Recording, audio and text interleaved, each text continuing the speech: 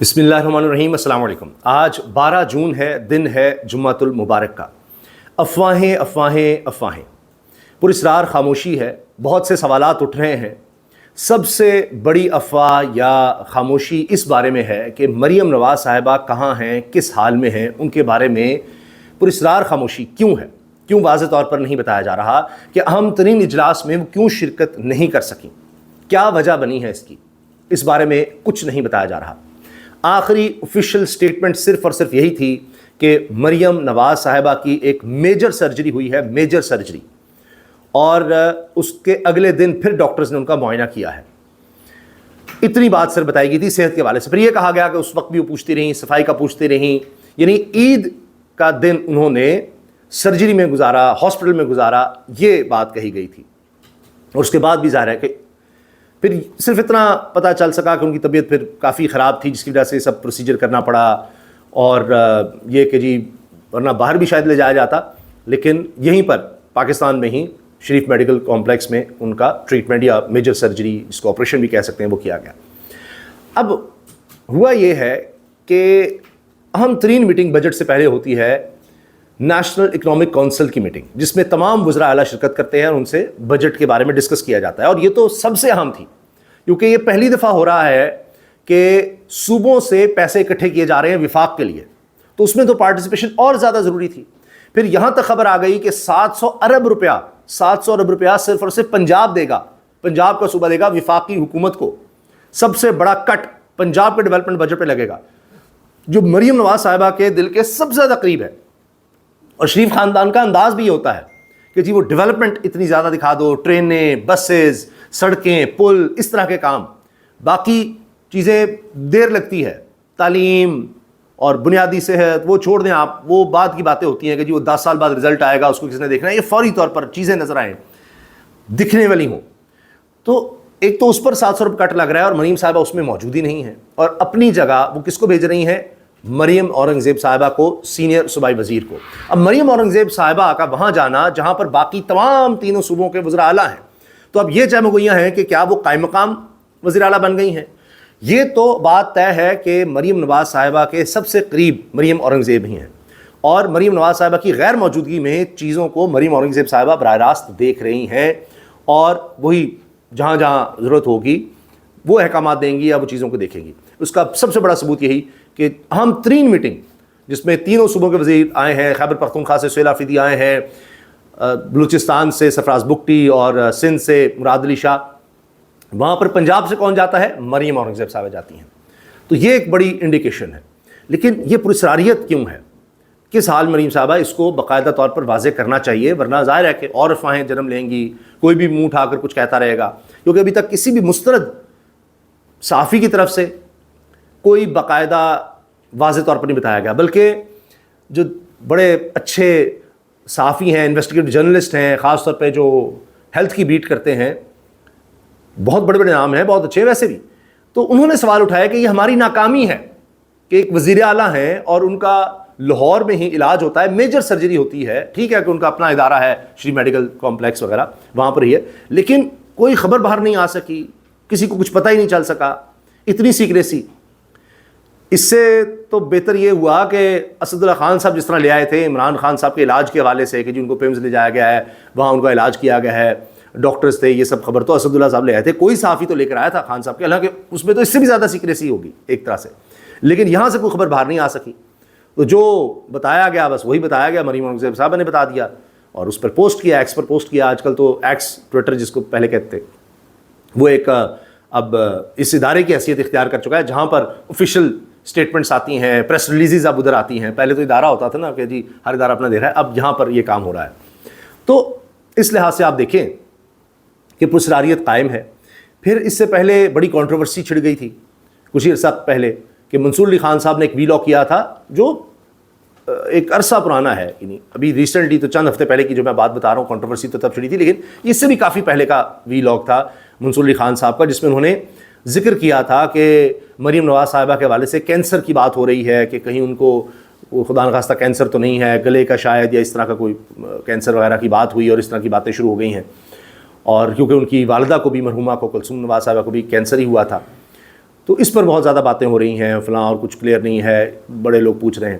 تو شہباز گل صاحب نے جو تحریک انصاف کے رہنما ہیں, امریکہ سے بیٹھ کے ولاگ کرتے ہیں, انہوں نے وہ کلپ نکالا منصور علی خان کا اور اس پر تبصرہ کر دیا کہ دیکھیں جی مریم صاحبہ تو یہ مریضہ ہیں کینسر کی فلاں ہیں, جس پر پھر یہ ہوا کہ عظمہ صاحبہ نے کہا کہ یہ سب غلط ہے, یہ سب جھوٹ ہے, اور انہوں نے منصور کو بھی ٹیگ کیا اور ان کا وہ کلپ جو شہباز گل نے بیچ میں جوڑا ہوا تھا تو وہ لگایا. تو منصور نے یہ کہا کہ جی یہ صرف اتنا کلپ جس میں بات کر رہا ہوں کہ جی یہ کینسر کے پیشنٹ کی باتیں ہو رہی ہیں اور لوگ سوال اٹھا رہے ہیں کیا ہے کیا نہیں, تو صرف اتنا لگا دیا ہے, باقی حصہ لگایا ہی نہیں جس میں کہہ رہا ہوں کہ اس کے کوئی ثبوت نہیں ہے, کوئی اس پر واضح سٹیٹمنٹ نہیں ہے, کوئی ایسی بات سامنے ابھی تک نہیں آ سکی, کوئی رپورٹ یا کوئی تصدیق اس کی نہیں ہے. بس ایسے ہی کہا جا رہا ہے کہ مریم صاحبہ کی طبیعت خراب ہے یا ان کو کیا بیماری ہے جس کی وجہ سے پھر ان کی سرجریز تو پہلے بھی ہوئی ہیں, ملک سے باہر ہوئی ہیں, اور مریم صاحب کی اپنی اسٹیٹمنٹ ہے کہ میری ایک چھوٹی سی سرجری ہونی ہے, مجھے ملک سے باہر جانا ہے لیکن میں بھیک نہیں مانگوں گی, میں نہیں جاؤں گی. یہ جب وہ اپوزیشن میں تھی تب کی بات ہے, تو تب سے کوئی نہ کوئی پرابلم تو چل رہا ہے, کچھ مسئلہ تو ہے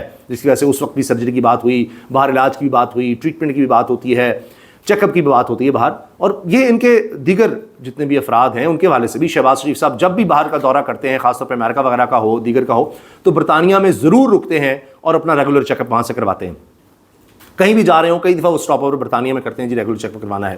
حتیٰ کہ مریم نواز صاحب کے والد صاحب میاں نواز شریف صاحب وہ بھی چیک اپ کروانا ہے, جانا آنا ہے, تو وہ برطانیہ سے کروا رہے ہوتے ہیں. ان کا بھی ہارٹ کا پرابلم کہا جاتا ہے کہ ہے, جس کی وجہ سے ان کو ریگولر ٹریٹمنٹ وغیرہ کی ضرورت پڑتی ہے. باقی وہ پلیٹلیٹس والا معاملہ بیچ میں آیا تھا, وہ تو پھر اور ہی بات تھی, اس کا آج تک کچھ پتہ نہیں چل سکا, کبھی کوئی علاج کے لیے کچھ داخل نہیں ہوئے کوئی پلیٹلیٹس کا پتہ نہیں لگا کیسے گرے کیا ہوا تھا, وہ ایک الگ ہی قصہ ہے. بہرحال یہ مریم نواز صاحبہ کے حوالے سے پراسراریت قائم ہے, سوالات اب بھی ہیں اور ان کے کوئی جواب نہیں ہے, بس ایک خاموشی ہے. اور مریم صاحبہ بالکل اس طرح ایکٹیو نظر نہیں آ رہی جس طرح وہ رہی ہیں, کیونکہ ان سے زیادہ مریم نواز صاحبہ سے زیادہ میڈیا میں کوئی نظر نہیں آتا تھا. پی ٹی وی سب سے زیادہ ان کو کٹ کرتا تھا, سب سے زیادہ یہی سرکاری ٹی وی پر نظر آتی تھیں. کبھی کہیں لیپ ٹاپ تقسیم کرنے ہیں, کبھی کسی کالج جا رہی ہیں, روزانہ کوئی نہ کوئی ایک ایکٹیویٹی ہوتی تھی جو میڈیا میں نظر آئے, کہیں نہ کہیں سے کوئی خبر بنے. پھر کچھ اور نہیں ہے تو کابینہ کی میٹنگ کی ویڈیوز جاری ہوتی تھیں کہ جی بلایا گیا ہے, آج یہاں جا رہی ہیں, کبھی کسی ریڈی والے کے پاس جا رہی ہیں, کسی دکان پر جا رہی ہیں, تو پوری طرح سے اس کی کوریج ہوتی تھی. اور کہیں تندور پر جا رہی ہیں, کچھ نہ کچھ یہ ضرور ہوتا تھا کہ مریم صاحبہ نظر آئیں کہیں ٹیلی ویژن پر, میڈیا میں. یہ نہیں ہے کہ ان کی کوئی ایکٹیویٹی نہیں ہے, روزانہ کی بنیاد پر یہ معمول تھا سب سے زیادہ. اور اتنا تو شہباز شریف صاحب, نواز شریف صاحب کہیں قریب بھی نہیں ان کے, جتنا انہوں نے میڈیا کا استعمال کیا, میڈیا میں نظر آئیں. سوشل میڈیا ہو یا الیکٹرانک میڈیا, اخبارات, ہر جگہ پر ان کی پریزنس مسلسل آپ کو نظر آئے گی. تو اب اتنے عرصے سے, عید کے بعد سے مسلسل کوئی ایک دن نہیں ہے, ایک دن بھی ایسا نہیں ہے, کوئی ایک ایکٹیویٹی نہیں ہے ان کی جو نظر آ رہی ہو, کہ جب سے وزیر اعلیٰ بنی ہے تب سے ایسا کبھی نہیں ہوا. حتیٰ کہ اگر وہ باکو جاتی ہیں تو وہاں بھی روزانہ کی ایکٹیویٹی, کہ آج یہاں تھیں, آج یہ تھیں, آج لینڈ کیا ہے, اب وہاں گئی ہیں, اب تندور پر روٹی لگائی ہے, اب فلاں میٹنگ کی ہے, فلاں جگہ گئی ہیں, وہاں اسٹال کا جائزہ لیا. تو ہر جگہ کی کوریج ہوتی تھی. تو اب تو کچھ بھی نظر نہیں آ رہا. تو اس لیے زیادہ افواہیں ہیں, زیادہ پراسراریت ہے, زیادہ سوال اٹھ رہے ہیں. تو اس بارے میں جو ہی کوئی مصدقہ بات ہوگی وہ انشاءاللہ آپ سے مزید ضرور شیئر کریں گے, کیونکہ جب یہ خبر آئی تھی تب بھی ہم نے اس پر تفصیل سے بات کی تھی مریم نواز صاحبہ کی میجر سرجری کے بارے میں. اچھا, اب سرجری تو اس وقت ہونی ہے معیشت کی بھی, وہ ہو نہیں پا رہی, وہ ایک دفعہ پھر ڈیلے ہو گئی ہے, کیونکہ یہ جو صوبوں سے مانگ لیا گیا ہے نا, یہ صرف ایک وقتی طور پر ایک یہ سمجھ لیں کہ ایک دوائی دی گئی ہے, یہ علاج نہیں ہے. بس ایسی ہے کہ آپ بخار کو کنٹرول کر لیں, لیکن یہ علاج نہیں ہے بیماری کا. تو معیشت ہماری نیچے سے نیچے جا رہی ہے. لیکن حکومت نے کیا کیا, آج ایک دفعہ پھر جو شریف خاندان کا خاصہ ہے اشتہار بازی, انہوں نے تمام چھوٹے بڑے اخبارات میں اشتہار دے دیے, تقریباً پورے صفحے کا اشتہار. اگر آپ دیکھیں نا, کوئی یہ سمجھ لیں کہ ایک حصہ 10 میں سے 1 یا 2 حصے سمجھ لیں کہ صرف خبر کے ہوں گے اوپر, باقی 8 یا 9% جو حصہ ہے, یعنی 80-90% حصہ اخبار کا, وہ پورا اشتہار ہے وفاقی حکومت کی طرف سے. اچھا, ڈان اخبار کو اشتہار نہیں دیا گیا, کمال ہے نا. ابھی وزیر اطلاعات و نشریات عطا تارڑ نے ابھی کہا ہے اسمبلی فلور پر کھڑے ہو کر کہ جی ہمارے سے کوئی لینا نہیں ہوتا, یہ تو ہم جتنی بھی ایجنسیاں ہیں جن سے بات کی جاتی ہے وہ اس کو دیکھتی ہیں, ایڈورٹائزنگ ایجنسیاں, کہ کس کو کب اشتہار دینا ہے, کتنا دینا ہے, کیا کرنا ہے, یہ سب اشتہار ان کی طرف سے ہوتا ہے, ہماری طرف سے نہیں. تو ہمارا کوئی اختیار نہیں ہوتا کہ ہم اشتہار کس کو دیں کس کو نہ دیں. تو ڈان میں پھر اشتہار کیوں نہیں آیا؟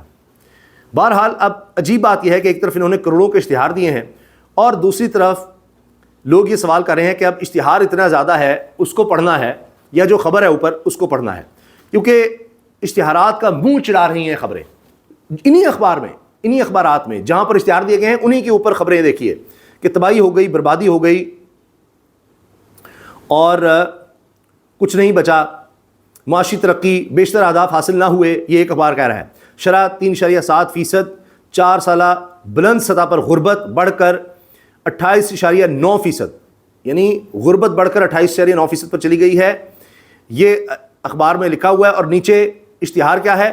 معاشی کارکردگی کی کہانی، حقائق کی زبانی، پاکستان کی ترقی کے 25 نمایاں اشاریے، اور اوپر لکھا ہوا ہے کہ جی اخبار میں خبر جو دی گئی ہے کہ غربت بڑھ کر 28.9% ہو گئی ہے، 28.9% غربت ہو گئی ہے، جبکہ یہ بھی اندازہ لگے کہ 850 روپے کمانے والا غریب نہیں ہے، 8,500 روپے کمانے والا، ماہانہ 8,500 اگر کوئی کما رہا ہے تو وہ غریب نہیں ہے، غریب اس سے نیچے کمانے والا ہے، 8,500 کمانے والا غریب ہی نہیں ہے، اس کے باوجود 28.9% غربت بڑھ گئی ہے۔ غربت کی ڈیفینیشن ہی انہوں نے یہ چینج کر دی ہوئی ہے، یعنی کمال یہ ہے، اب یہ کہیں گے اچھا غربت میں کمی لانی ہے، ایسا کہو کہ جی جو 7,000 روپیہ کما رہا ہے نا وہ بھی غریب نہیں ہے، اچھا 6,000 روپیہ مہینہ جو کما رہا ہے وہ بھی غریب نہیں ہے، اس سے نیچے کمانے والے کو غریب لے آؤ تاکہ نظر آئے گا کہ غربت کم ہو گئی ہے۔ یہ انہوں نے نیا کام پکڑا ہے۔ تو بہرحال جناب اشتہار اور ہیں اور اوپر خبریں اور ہیں۔ اسی طرح دیگر اخبارات کی بھی میں آپ کے سامنے کہانی رکھتا ہوں، جہاں یہ اشتہار دیا گیا ہے نیچے کوئی 80% تو پورے صفحے کا اشتہار ہے، اور اوپر کیا لکھا ہوا ہے؟ غربت میں اضافہ اقتصادی سروے، یہ جناب لکھا جا رہا ہے خبر میں۔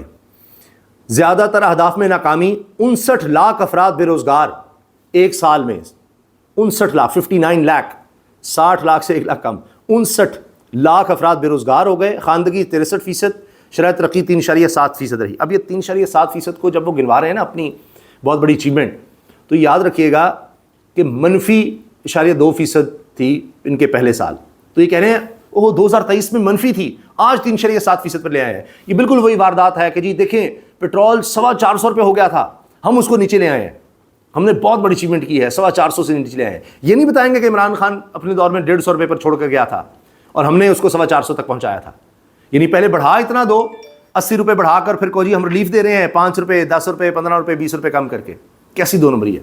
یہ وہی انداز ہے کہ منفی آپ نے کر دی تھی اور اب 3.7% پر گئی ہے، عمران خان 6% پر چھوڑ کر گیا تھا، اب آ کر 4 سال بعد آپ 3.7% گنوا رہے ہیں، تو ایوریج ان کی 2.3% بنتی ہے، پاکستان کے 4 بدترین سال بنتے ہیں۔ پھر یہ نہیں بتائیں گے کہ خطے میں سب سے زیادہ کم تعلیم پاکستان میں اب نظر آ رہی ہے، افغانستان صرف پیچھے رہ گیا پاکستان سے۔ باقی انہوں نے وہ جو بات کی نا FBR کے چیئرمین نے، اور اتنے مستند صحافی شہباز رانا صاحب ان کو وہ باتیں سناتے رہے، تو اب بات یہ ہے کہ FBR کے چیئرمین نے کہا کہ جی آپ آدھا گلاس خالی دکھاتے ہیں، آدھا گلاس بھرا نہیں دکھاتے، تو ہمارا کام ہی ہے صحافیوں کا کہ خالی گلاس جتنا رہ گیا وہ دکھانا ہے، بھرا ہوا تو آپ اس طرح اشتہاروں میں دکھا رہے ہیں نا۔ اسی طرح ایک اور اخبار میں جہاں اشتہار دیا گیا ہے معاشی کارکردگی کی کہانی، حقائق کی زبانی، پاکستان کی ترقی کے 25 نمایاں اشاریے، یہ جہاں یہ بات ہو رہی ہے، تو وہیں خبر کیا ہے؟ GDP نمو کم، برآمدات نہ بڑھیں، غربت 28.9% تک پہنچ گئی، اقتصادی سروے۔ تو یہاں مین خبر پھر یہ ہے، بڑی خبر یہ ہے۔ اور یہ بھی مہنگائی کا بھی یہ کرتے ہیں کہ انہی کے دور میں 30-40% مہنگائی ہوئی، 40% پر پہنچا کر اب کہہ رہے ہیں 10% ہو گئی ہے، دیکھیں ہم نے مہنگائی کنٹرول کر لی۔ بھائی 40% آپ ہی لے کر گئے تھے اور اب 10% پر ہے، تو اس کا مطلب یہ نہیں مہنگائی ختم ہو گئی ہے، 10% کے حساب سے اب بھی بڑھ رہی ہے، اور جو 40% جہاں چلی گئی تھی وہ دیکھیں آپ۔ تو پچھلے کوئی سمجھیے 3-4 سال میں جو شخص 1 لاکھ کما رہا تھا، صرف پچھلے 3-4 سال کی بات بتا رہا ہوں آپ کو، آج وہی چیزیں خریدنے کے لیے اتنا ہی آٹا، اتنی ہی چینی، اتنی ہی دالیں، اتنی ہی خوراک کے لیے یا دیگر اخراجات کے لیے اس کو آج 2 لاکھ روپے چاہیے، کم از کم 2 لاکھ روپے۔ تو کیا جو 3-4 سال پہلے لاکھ روپے کما رہا تھا آج وہ 2 لاکھ پر پہنچ گیا ہے؟ اس کی تنخواہ ڈبل ہو گئی ہے، اور اس میں بھی ٹیکس کٹ رہا ہے۔ یہ میں آپ کو منیمم بتا رہا ہوں، منیمم۔ قوت خرید بھی نیچے چلی گئی، مہنگائی بھی اوپر چلی گئی، اور وہ بڑھ رہی ہے مسلسل، اور لوگوں کے پاس اب کھانے کے پیسے نہیں ہیں، اور خوراک کا استعمال لوگوں نے کم کر دیا ہے۔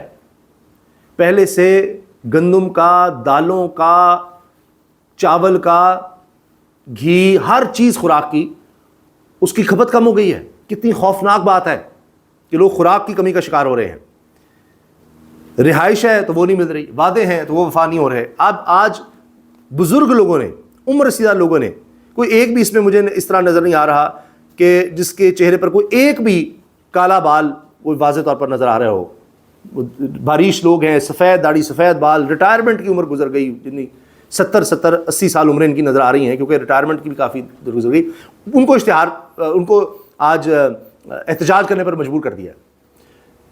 کہا یہ کہ جی ریٹائرمنٹ کے بعد آپ اپنے گھر ملیں گے۔ اعزاز سعید صاحب سینئر صحافی انہوں نے خبر دی ہے، یہ خواب لے کر ہزاروں سرکاری ملازمین نے 2009 میں گرین انکلیو 1 میں اپنی عمر بھر کی جمع پونجی لگا دی کہ ریٹائرمنٹ کے بعد آپ کے اپنے گھر ہوں گے۔ آج 17 سال بعد بھی گھر ہے، نہ قبضہ نہ ترقیاتی کام، کچھ بھی نہیں ملا۔ انہی میں سے کئی بزرگ شہری federal government employees housing authority کے دفتر کے باہر کھڑے تھے، ہاتھوں میں پلے کارڈز تھے اور ایک ہی سوال تھا، آخر کب تک؟